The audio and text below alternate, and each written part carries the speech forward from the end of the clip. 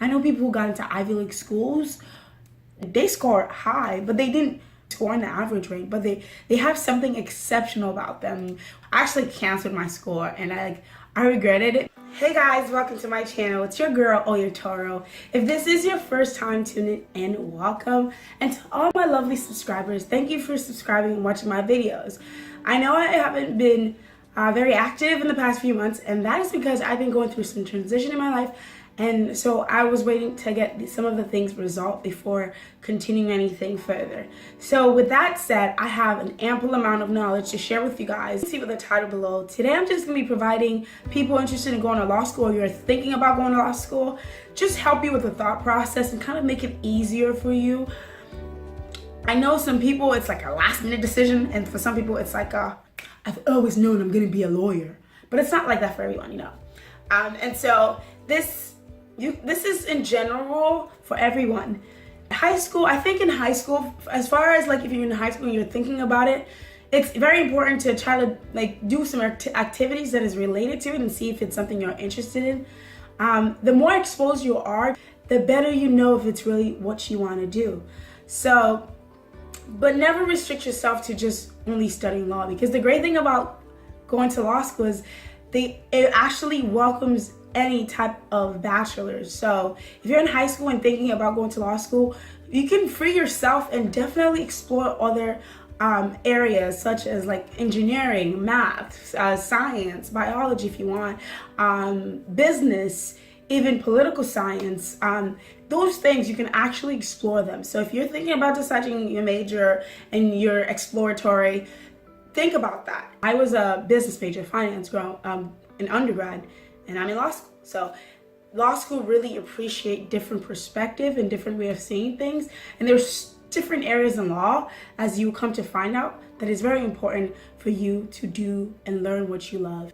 For undergraduates, if you're an undergraduate or high school transitioning to undergraduate, the one thing I will stress, I don't think I did this in undergrad, is try at least to take like a philosophy class, like a writing class, like an advanced writing class, something that requires you to read and kind of test you in the area of reading, because sometimes you might be carried away with all the club and activities you're involved in that you don't have time to read. But if you take a course that you're being graded on, and it will definitely help you to think analytically and to be able to put your thoughts down on paper. And don't limit yourself to just reading and writing. Make sure you're involved in activities, leadership activities. It's very important, because most law schools, if you're thinking about law school, they want to know that you have strong work ethic. The one thing that I've been hearing is if you're going to survive in law school, you need a strong work ethic. So that's definitely something I would tell undergraduate / high school students transitioning. Let's talk about this LSAT. There are two things that are very important when you're trying to go to law school, which is you need to have a strong GPA and you need to have a strong LSAT score. And everything else is kind of like an add-on to you as a person, to your profile. Now, it's very important. A lot of people might scare you and say that you have to go to an Ivy League school, or you have to go to a top 1, top 2 school, top 3, top 4. They're probably right. If you do, and if you're aiming for something like that, you have to make sure that you are scoring at least like beyond average for you to even get a chance to be considered into those schools. So think about that when you're studying for the LSAT. So based on your goal, let's say you're trying to go to like Cornell, so just make sure you're studying and planning on scoring that high. But let's say you just want to be able to get into a good school and make a good amount of money. Just definitely you can also just perform okay and still be fine. So it's up to you, but there's nothing always wrong in aiming super high. You would never be disappointed. The LSAT is actually given 4 times a year: February, June, September, and September/October and December. So those are the 4 times you can actually take the exam. The other thing with the LSAT is start early. I know some people that actually start their senior year or study for it, like junior/senior year that summer, and they start studying and they take it either September, October, they take it in September, October, like the fall. You can very much do that. And some people are actually out of school and are working for 1, 3, 5, 10 years, 20 years, and they decide to go to law school. So going to law school is not something you have to do right now. If you really want to do something else, feel free to do that. So, because you can always go to law school, but if you want to get it out of the way, which is probably what I'll suggest, get it out of the way. Personally, I took a gap year. I took a gap year because I wanted to think about my life, and because I had many options. I could have gone a master's, gone for a graduate degree, and I could have gone the PhD route. But don't let the LSAT sweat you. The good thing about the LSAT is I've heard horror stories in the past but this is like way back, where they would average out your multiple exams, and that would be your average. So if you did really, really well in one exam and you did really, really bad on like the first try, you are screwed. But the school you apply to will take the highest score and use that to consider you for admission if you do qualify. Studying tools for the LSAT. Now I've heard half and half. If you know the type of person you are, if you are very strong in reading, if you're strong in reading, you might still want to consider like using those supplementals just to learn, because the LSAT is really tricky. You can study by yourself and learn by yourself, which is what a lot of people do. I wouldn't say most people. So you can study by yourself and you can learn and get you a book, whether it's a Kaplan, Princeton, or Blueprint. You can get you one of those books and kind of study yourself, or you can take those courses. A lot of people who are aiming to get really, really high scores tend to take classes that projects them into that area. So if you are thinking about it, you might want to consider taking those classes. But they cost about $1,000 plus, and they're worthwhile. A lot of them incorporate online tools that can help you. I did one. I really liked it, and I also studied by myself. So honestly, I had a friend who mastered the LSAT in 10 weeks, and he definitely crushed it. He made it in the 160s. So if you have those tools, those like study guides, and they teach you the tricks, you can breeze through your study period.